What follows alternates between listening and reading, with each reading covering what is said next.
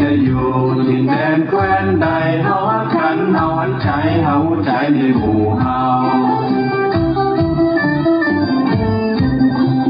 จากปิงวังทั้งโยมและนานห่างกันแต่ใจนั้นแน่นแฟ้ในหมู่เฮาผู้กับเมืองหูเรื่องฟังมวนห้องเอิญเชิญชวนล้วนมีใจห่วมหมู่เฮาแอวหาจะเดิงเพิ่งป่าคุ้นเคยเจยหน้าหาสู่หมู่เฮาหมู่เฮาหมู่เฮาเจ้าเนื้อเฮาต่างนักเครือเจือชาติหมู่เฮาถึงจะอยู่ที่แดนแคว้นใดถึงจะอยู่ที่แดนแคว้นใดเฮาฮักกันเฮาหันใจเฮาใจในหมู่เฮาร่วมงานบุญทุกการทุกบ้านงานปอยร่วมมีพอยฮักษาหมู่เฮาประเพณีทุกปีดีเด่นวัดว่าห่มเย็นถือเป็นที่เปิ้งหมู่เฮาบ้านเมืองของเฮางามดีถือเป็นเมืองที่ฮักแห่งหมู่เฮาหมู่เฮาหมู่เฮาเจ้าเนื้อเฮาต่างนักเครือเชื้อชาติหมู่เฮาถึงจะอยู่ที่แดนแคว้นใดถึงจะอยู่ที่แดนแคว้นใดเฮาฮักกันเฮาหันใจเฮาใจในหมู่เฮาลูกเจ้าเนื้อที่เฮาเข้าถึงแน่นเหนียวตัดกลมเกลียวกันไว้ในหมู่เฮา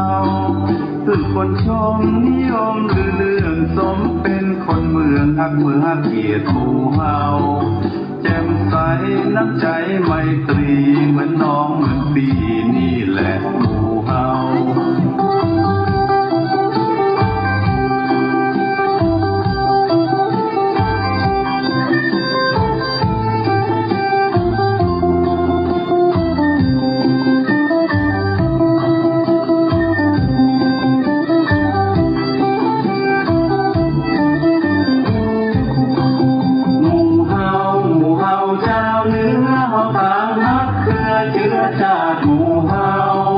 ถึงจะอยู่ที่แดนแคว้นใดถึงจะอยู่ที่แดนแคว้นใดเฮาฮักกันเฮาหันใจเฮาใจในหมู่เฮา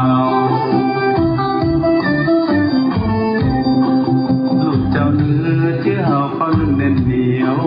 ต่างกลมเกลียวกันไว้ในหมู่เฮาคือคนชมนิยมหรือเรื่องสมเป็นคนเมืองฮักเมืองฮักเกียรติหมู่เฮาแจ่มใส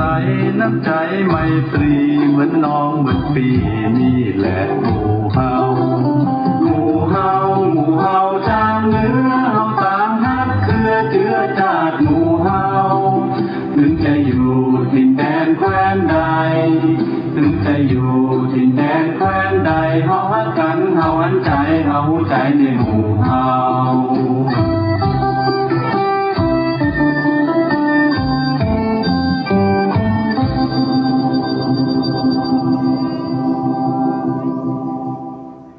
จบไปอย่างสวยงามเจ้า